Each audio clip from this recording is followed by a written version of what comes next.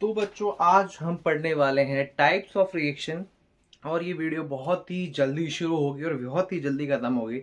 आपके एग्जाम के हिसाब से ये वीडियो हम तैयार कर रहे हैं। हमारी इनिशिएटिव है, हमने वॉल पे ही वॉल वाइट बोर्ड चिपकाया है। गरीबी भी एक कारण है। खैर, हमें आज जो सीखना है वो सीखना है टाइप्स ऑफ रिएक्शन से शुरू करना है।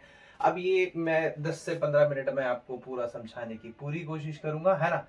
सबसे पहली चीज तो टाइप्स ऑफ रिएक्शन, जो कि चैप्टर नंबर 1 का कोर है, मेन पॉइंट है चैप्टर नंबर 1 का types of reaction. There is combination reaction जो सबसे पहले पढ़ेंगे, डिकम्पोजिशन रिएक्शन जो कि 3 टाइप के होते हैं वो पढ़ेंगे। 3 टाइप के, एक जो हीट से होता है थर्मल डिकम्पोजिशन, जो इलेक्ट्रिसिटी से होता है इलेक्ट्रोलाइसिस डिकम्पोजिशन, और जो सनलाइट से होता है जिसको हम कहते हैं फोटोलिटिक डिकम्पोजिशन। ठीक है, ये 3 टाइप इधर से हो गए। फिर हम पढ़ेंगे displacement reaction, double displacement reaction, redox reaction में ऑक्सीडेशन और रिडक्शन पढ़ेंगे, है ना। ये सब कुछ जल्दी जल्दी जल्दी करना है। तो सबसे पहले हम कॉम्बिनेशन रिएक्शन से स्टार्ट करते हैं। तो कॉम्बिनेशन रिएक्शन की डेफिनेशन पे देखो, व्हेन 2 और more than 2 reactants combine to form a single product, यानी कि दो, जैसे कि मैंने A प्लस बी ले रखा है, दो है यहाँ पर A प्लस बी, और आपको यहाँ पर कितना प्रोडक्ट मिल रहा है? सिंगल प्रोडक्ट मिल रहा है ना, एक ही प्रोडक्ट मिल रहा है। या तो ऐसी कंडीशन होनी चाहिए, या मोर देन 2 भी हो सकता है, 3 4 5 जितने भी रिएक्टेंट है, लेकिन प्रोडक्ट आपका वही सिंगल होना चाहिए। इस टाइप के रिएक्शन को हम कहते हैं कॉम्बिनेशन रिएक्शन। अब इसका हमने रियल एग्जांपल ले रखा है कैल्शियम ऑक्साइड से। कैल्शियम ऑक्साइड जिसको हम क्विक लाइम भी कहते हैं, तो क्विक लाइम को जब हम कंबाइन करेंगे H2O के साथ, वाटर के साथ, तो हमारे पास बनेगा कैल्शियम हाइड्रो ऑक्साइड, जो कि होता है स्लेट लाइम। ठीक है, और साथ में हीट रिलीज हो रहा है। ओके, ये देखो यहां पर आपको रिएक्टेंट 1 रिएक्टेंट 2 दिख रहा है और एक ही प्रोडक्ट बन रहा है। लेकिन बहुत सवाल से इधर आ रहा है जो मैंने हीट लिख रखा है, तो साथ में थोड़ा सा जिस कंटेनर में करोगे या जिस टेस्ट ट्यूब में करोगे वो थोड़ा सा गर्म हो जाएगा। ऐसा इसलिए क्योंकि ये एक्सोथर्मिक रिएक्शन है। एक्सोथर्मिक टाइप का रिएक्शन का मतलब एक ऐसा reaction in which energy in the form of heat ही most of the time heat energy ही निकलती है, एनर्जी या फिर हीट रिलीज होती है। प्रोडक्ट के साथ अगर हीट निकल रही है तो वो एक्सोथर्मिक रिएक्शन है। इसका नॉर्मल एग्जांपल जो मैग्नीशियम रिबन का आपने करना होता है, Mg+O2 गिव्स MgO। सिंपल, मैंने बैलेंसिंग नहीं किया है। पहला रिएक्शन ये है। चलिए हम चलते हैं अपने नेक्स्ट रिएक्शन डिकम्पोजिशन की तरफ। तो हम अब इस पे बात करने वाले हैं। नेक्स्ट हम मूव कर चुके हैं डिकम्पोजिशन रिएक्शन पे। डिकम्पोजिशन क्या लगाना भूल गया।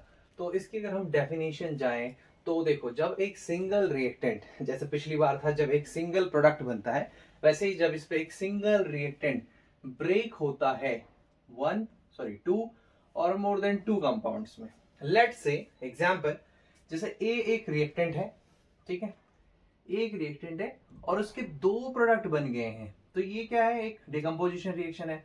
ऐसे भी हो सकता है एक्स एक रिएक्टेंट है, वाई जेड एम बन गया हो, तो ये भी डिकम्पोजिशन रिएक्शन है। ठीक है, इस चीज को नोट कर लेना। अब आगे अगर हम बढ़े, रियल एग्जाम्पल ले, तो कैल्शियम कार्बोनेट जो होता है, कैल्शियम कार्बोनेट जो हमने अभी पीछे कैल्शियम ऑक्साइड बनाया था, जैसे कैल्शियम ऑक्साइड को H2O के साथ रिएक्शन करवा के CaCO होल ट्वाइस बनाया था, और अगर हम उसको CO2 के साथ फर्दर रिएक्शन कर देंगे तो कैल्शियम कार्बोनेट बनता है। साथ में थोड़े बहुत वाटर मॉलिक्यूल्स निकलते हैं, व्हाइट वॉशिंग में काम आता है ये, है ना। पिछला एक क्वेश्चन भी आ जाता है कई बार। तो ये जो कैल्शियम हाइड्रोक्साइड बनाया है हमने यहाँ पर, तो सॉरी कैल्शियम कार्बोनेट बनाया है, तो कैल्शियम कार्बोनेट को अगर हम हीट करेंगे, ये जो साइन होता है ना वो हीट का होता है। इसके लिए मैं ये लिखता हूं और इसके लिए मैं यूवी लिखता हूं, तीनों के लिए अलग अलग साइन यूज करता हूं। तो अगर हीट करेंगे तो कैल्शियम ऑक्साइड और कार्बन डाइऑक्साइड बन जाएगा। ये एरो अपर हेड है इसलिए क्योंकि ये गैस फॉर्म में है। तो कैल्शियम कार्बोनेट ब्रेक्स हो जाता है कार्बन डाइऑक्साइड, कैल्शियम ऑक्साइड में और कार्बन डाइऑक्साइड में। ठीक है, तो यहाँ पर सिंगल प्रोडक्ट है और वो सिंगल रिएक्टेंट है और वो 2 प्रोडक्ट दे रहा है। ठीक है, अब ये डिकम्पोजिशन रिएक्शन को करने के लिए हमें एनर्जी देना पड़ता है। तो हम एनर्जी के अलग अलग फॉर्म से दे सकते हैं। अगर हीट दे रहे हैं तो वो थर्मल डिकम्पोजिशन रिएक्शन है, और हम इसमें जहां पर ये है ना, वहां पर हम ट्राइंगल बनाते हैं, डेल्टा कहते हैं इसको, वो बनाते हैं। अगर इलेक्ट्रिसिटी से कर रहे हैं तो उसको इलेक्ट्रोलाइटिक डिकम्पोजिशन कहा जाता है, और उसको हम सिंबलाइज करते हैं आई से, करंट से। और सनलाइट से अगर हो रहा है तो वो फोटोलिटिक डिकम्पोजिशन होता है, हम उसको यूवी लिख के रिप्रेजेंट करते हैं सारे। उसमें मैंने यहाँ लिखा नहीं है, लिख देता हूं। अब थर्मल डिकम्पोजिशन रिएक्शन बता दिया कि भाई decomposition reaction carried out by the help by the energy of heat, तो वो थर्मल डिकम्पोजिशन रिएक्शन होता है। अब इसके कुछ एग्जाम्पल्स हैं, जैसे कि FeSO4, ठीक है, फेरस सल्फेट को जब हम हीट करते हैं, देखो ये एरो बताता है कि हीट हो रहा है, हीट करते हैं तो Fe2O3 ferric oxide, SO2 sulphur dioxide, SO3 sulphur trioxide release होता है। इन दोनों का स्मेल बहुत ही वाहियात होता है, लेकिन इसमें एक सिग्निफिकेंस क्या है इस रिएक्शन में कि FeSO4 ग्रीन कलर का होता है, और जब उसको गर्म किया जाता है तो वो रेडिश ब्राउन कलर का हो जाता है। ठीक है, अब इसमें क्वेश्चन आता है which gas release during the when FeSO4 heated, तो आपको साफ पता चल रहा है कि कौन कौन से गैस रिलीज होते हैं। SO2 और SO3 वाले जो गैस है वो रिलीज होते हैं। ठीक है, अब आगे बढ़ते हैं। इलेक्ट्रोलाइटिक डिकम्पोजिशन रिएक्शन क्या होता है, जब H2O को हम जब H2O में हम इलेक्ट्रिसिटी पास करते हैं, पानी में जब हम इलेक्ट्रिसिटी पास करते हैं तो वो H2 गैस में बनता है और O2 गैस में बन जाता है। सिंपल सी बात है, H2O breaks into H2 and O2। अब यहाँ पर क्या है इसके सिग्निफिकेंट कि volume of H2 is double than volume of oxygen. हाँ, अगर हम इसको बैलेंस करें, ध्यान से देखो, अगर हम बैलेंस करें तो अब पूरा बैलेंस है, तो वॉल्यूम जो है हाइड्रोजन का वो 2 रहेगा और ऑक्सीजन का 1 रहेगा, तो डबल रहेगा। अब law of conservation of mass भी समझ सकते हो, लॉ ऑफ कांस्टेंट प्रोपोर्शन भी है इसके पीछे का रीजन। लेकिन इस रिएक्शन में एक खास बात है कि इसमें ना H2SO4 डाला जाता है यहाँ पर बीच में, मतलब H2SO4 इस रिएक्शन में ऐड किया जाता है। तो कई बार बोर्ड्स में क्वेश्चन आते हैं why H2SO4 added during electrolysis of water, तो क्यों किया जाता है? तो इसका मेन रीजन है कि अगर हम ऐड नहीं करेंगे H2SO4, रिएक्शन तो होगा लेकिन काफी ज्यादा स्लो होगा, और इसी रिएक्शन को फास्ट करने के लिए हम H2SO4 डालते हैं ताकि आयंस जो है नेगेटिव पॉजिटिव आयन जैसे जिससे हाइड्रोजन और ऑक्सीजन बने वो ज्यादा से ज्यादा बने। ठीक है, फोटोलाइटिक डिकम्पोजिशन यानी कि जो फोटो से होता है, लाइटिक मतलब ब्रेक डाउन होता है, इलेक्ट्रोलाइटिक यानी कि जो इलेक्ट्रिसिटी से ब्रेक हो जाए। फोटोलाइटिक डिकम्पोजिशन रिएक्शन AgCl और AgBr दोनों में होता है, बट मैंने यहाँ AgCl का एग्जांपल लिख रखा है। जैसे सनलाइट पड़ती है Ag अलग, Cl2 अलग हो जाता है। मैंने यहाँ पर बहुत मतलब रिएक्शन को बैलेंस ही नहीं किया, इसके अलावा यही आप लोगों के सामने ही बैलेंस किया है, तो ध्यान रखना इस चीज को कि ये बैलेंस नहीं है। लेकिन इसका यूज कहाँ होता था? बहुत पहले ब्लैक एंड व्हाइट फोटोग्राफी में इसका यूज किया जाता था। तो इससे क्वेश्चन भी आता है बोर्ड्स में कि सिल्वर कंपाउंड्स को डार्क कलर के बॉटल्स में क्यों रखा जाता है? भाई यही तो बताया मैंने कि ये सनलाइट की तरफ काफी ज्यादा रिएक्टिव होते हैं, तो जब सनलाइट के कांटेक्ट में सिल्वर के कोई भी कंपाउंड्स आते हैं तो वो ब्रेक डाउन हो जाते हैं, जिसके वजह से इनको डार्क कलर के बॉटल्स में रखा जाता है। अब आपने इतनी सारी चीजें पढ़ ली, इतने सारे मन में क्वेश्चन आ रहे होंगे, तो बहुत सारे इंपॉर्टेंट क्वेश्चन मैंने डिस्क्रिप्शन में एक लिंक दे रखा है गूगल ड्राइव का, वहां से जाकर एक्सेस कर सकते हैं। लेकिन जिस तरीके से एक्सोथर्मिक रिएक्शन होता था कि प्रोडक्ट के साइड में अगर एनर्जी लग रही है, तो अगर रिएक्टेंट साइड के साइड में लग रही है तो क्या होगा? तो ऐसे टाइप के रिएक्शन को कहा जाता है एंडोथर्मिक, जिसकी वजह से हमें हीट देनी पड़ती है।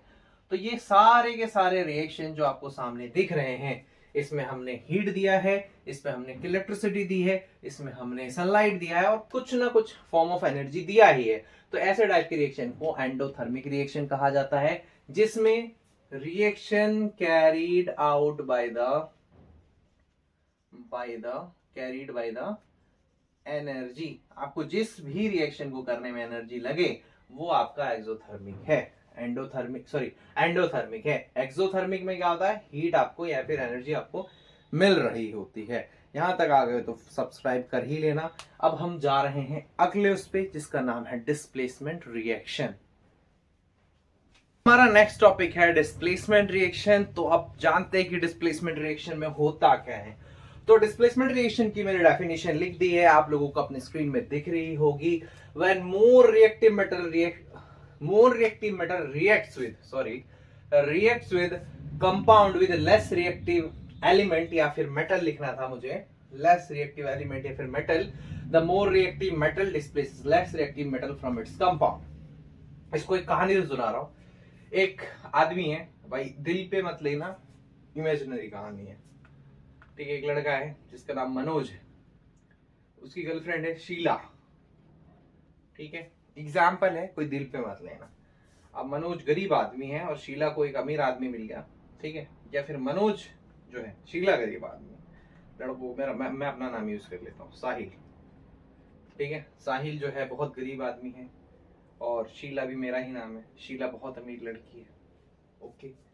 अब साहिल बहुत तुच्छ व्यक्ति, सॉरी, हाँ साहिल बहुत तुच्छ व्यक्ति, शीला भी गरीब है, भाई दोनों गरीब हम दोनों, उसको एक सहेल मिल जाता है, सहेल मेरा ही नाम है भाई, वो काफी अमीर, वो अमीर, तो वो साहिल सहेल के पास चला जाता। तो ये सेम स्टोरी है कि यहाँ पर जब ज्यादा रिएक्टिव मेटल जो है और लेस रिएक्टिव मेटल साथ के उसके कंपाउंड के साथ रिएक्शन करता है, जैसे कि मान लो MX है ये मेटल, ये इन्होंने कंपाउंड बना रखा है और N जो है ज्यादा रिएक्टिव है, ज्यादा पावर M से, तो वो H जो है इसको छोड़ के N के पास आ जाएगा, NX + M बन जाता है। रियल लाइफ एग्जांपल देखो, कॉपर सल्फेट होता है, ब्लू कलर होता है, ठीक है, कॉपर सल्फेट होता है ब्लू कलर का, तो कॉपर जो है लेस रिएक्टिव होता है आयरन से, और आयरन से रिएक्शन करवा रहे हैं, तो आयरन क्या करता है, इस कॉपर को कहता है निकलो भाई साहब तुम, और इसकी जगह आ जाता है आयरन, तो ये बन जाता है आयरन सल्फेट जो ग्रीन कलर का होता है, और कॉपर बेचारा अलग हो जाता है जो रेडिश ब्राउन कलर का होता है। ऐसे ही आयरन को डिस्प्लेस नहीं कर सकता, उसके लिए ये आपको याद रखना पड़ेगा रिएक्टिविटी सीरीज, KNaCaMgAlZnPbHCuHgAgAu। अब इसमें काफी सारे तरीके से याद कर सकते हैं, जैसे कटरीना ने कार मंगाई, ऑल्टो, जेन, फरारी, फिर भी है क्यू मिली, सिल्वर, ऑडी, ये ऊपर वाले सबसे ज्यादा रिएक्टिव, धीरे धीरे कम रिएक्टिव, इंक्रीजिंग रिएक्टिविटी इधर है, राइट टू लेफ्ट की तरफ है, ठीक है। अब देखो जो FeSO4 बन गया था, अगर उसको जिंक से करवा दोगे, देखो Fe कहाँ है, ये रहा, उससे आगे है जिंक, तो वो SO4 उसको भी छोड़ देगा, जिंक के साथ लग जाएगा और Fe बेचारा अलग होगा।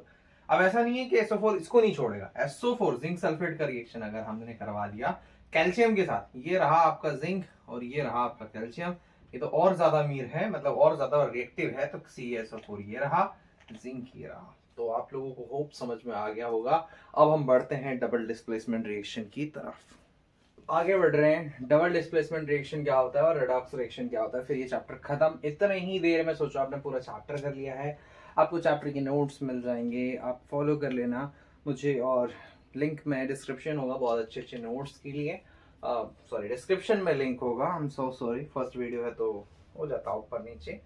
तो डबल डिस्प्लेसमेंट रिएक्शन क्या होता है, कंपाउंड्स म्यूचुअली एक्सचेंज आयंस, यानी एक दूसरे के साथ ये आयंस एक्सचेंज कर लेते हैं। जैसे ये रिएक्शन, ये AB और CD रिएक्ट कर रहे हैं, तो क्या करता है, A D के पास चला जाता है, आपस में एक्सचेंज कर लिए, A और D अलग हो गए, और जो C है वो B के पास चला जाता है, CB बन जाता है। इसका जो बुक में दे रखा है NCERT के, वो ये है कि BaCl2 जो है वो रिएक्शन कर रहा है Na2SO4 के साथ, BaSO4 के पास चला जाएगा, BaSO4 बन जाएगा, Na जो है Cl के साथ चला जाएगा, NaCl बन जाएगा। सिंपल सी बात है, इतनी ही होती है डबल डिस्प्लेसमेंट रिएक्शन, और सारे रिएक्शन में सबसे ज्यादा इजी मुझे यही लगती है। और हाँ, तो जो ये BaSO4 बनेगा, ये व्हाइट PPT होती है। अभी PPT क्या होती है, पावर पॉइंट प्रेजेंटेशन नहीं होती मेरे बाल को, प्रिसिपिटेट होता है, ये मिट गया थोड़ा सा, प्रिसिपिटेट होता है। अब प्रिसिपिटेट क्या चीज होती है, वो इनसॉल्युबल होता है वाटर में, मतलब मिक्स नहीं हो सकता भाई वाटर में, है ना, फॉलो करके जाना इतनी मेहनत से। थर्ड क्लास मैंने व्हाइट बोर्ड बना रखा है, जल्दी खरीदूंगा जुगाड़ का पानी करके, तो फिर आगे बढ़ते हैं फिलहाल, ठीक है। अब रिडॉक्स रिएक्शन है, रिडॉक्स रिएक्शन का मतलब होता क्या है, देखो ऑक्सीडेशन और रिडक्शन दो रिएक्शन है, उनको मिला कर दें तो रिडॉक्स बन जाएगा। ये करण, ये अर्जुन, करण अर्जुन, सेम बात। ऑक्सीडेशन में क्या होता है कि एडिशन ऑफ ऑक्सीजन अगर हो गया तो ऑक्सीडेशन है, और हाइड्रोजन हट गया तो वो रिडक्शन, सॉरी ऑक्सीडेशन है। कंडीशन ही है ऑक्सीजन ऐड हो जाए या हाइड्रोजन हट जाए, वहीं रिडक्शन की कंडीशन हाइड्रोजन ऐड हो जाए या ऑक्सीजन हट जाए, तो दोनों कंडीशन है। और दोनों भाई साहब अगर साथ में हो गए, when oxidation and reduction takes place simultaneously, दोनों साथ हो जाए, तो इसको कहा जाता है, अरे मेरे भैया मैं थोड़ा पागल हूँ, रिडॉक्स रिएक्शन, या फिर ऑक्सीडेशन रिडक्शन रिएक्शन भी कहते हैं। एग्जाम्पल की तरफ बढ़े तो कॉपर है, कॉपर को ऑक्सीजन के साथ कंबाइन किया, कॉपर ऑक्साइड बने। ध्यान से देखिए मेरे दोस्तों, कॉपर में ऑक्सीजन ऐड हो गया तो यहाँ पर कॉपर ऑक्सीडाइज होके CuO में चेंज हो गया, ठीक है, समझे। अब तो ये मैंने ऑक्सीडेशन बता दिया आपको। अब रिडक्शन की तरफ जाते हैं, तो CuO में अगर H2 के साथ रिएक्शन करवाएंगे तो ध्यान से देखो, कॉपर अलग हो गया यहाँ पर, H2O बन गया, तो CuO से ऑक्सीजन हट गया और ऑक्सीजन हटना क्या था, रिडक्शन, तो यहाँ रिडक्शन हो गया। और H2 में इधर क्या आ गया, H2O आ गया, यानी कि ऑक्सीजन ऐड हो गया, उसका क्या हो गया, ऑक्सीडेशन। दोनों साथ में हो गए भैया ऑक्सीडेशन रिडक्शन रिएक्शन या रिडॉक्स रिएक्शन। तो नीचे 2 पॉइंट बहुत इंपॉर्टेंट, माँ की कसम बहुत इंपॉर्टेंट है, लिख लेना। कॉपर ऑक्साइड को देखो, रिड्यूस हो गया कॉपर में, ही देखो कॉपर ऑक्साइड का रिडक्शन हुआ था ना भाई कॉपर में, तो यही लिखा है copper oxide reduce to Cu, simple. तो जो खुद रिड्यूस होता है, मतलब वो रिड्यूस क्यों हो रहा है, क्योंकि ये किसी और को ओ देना चाहता है, इसीलिए ऑक्सीडाइजिंग एजेंट है भाई ये, ठीक है। तो जो रिड्यूस होता है वो ऑक्सीडाइजिंग एजेंट होता है, और ये H2 ऑक्सीडाइज क्यों हुआ, ताकि वो सामने वाले को रिड्यूस करना चाहता है। H2 रिड्यूस ऑक्सीडाइज हो गया था ना H2O में, क्यों हुआ, क्योंकि वो सामने वाले को रिड्यूस करना चाहता है, इसलिए रिड्यूसिंग एजेंट होता है। Therefore hence at the end reduction जो होता है वो ऑक्सीडाइजिंग एजेंट होता है, जिसका ऑक्सीडेशन होता है वो रिड्यूसिंग एजेंट होता है। तो इस वीडियो में इतना ही, मिलते हैं हम अगली वीडियो में, तब तक subscribe, bell button, like, comment, share, ये सारी चीजें होती ना, सारी कर दो भाई, कम से कम असली व्हाइट बोर्ड तो आ जाए, इतना तो करो। चलो मिलते हैं नेक्स्ट वीडियो में।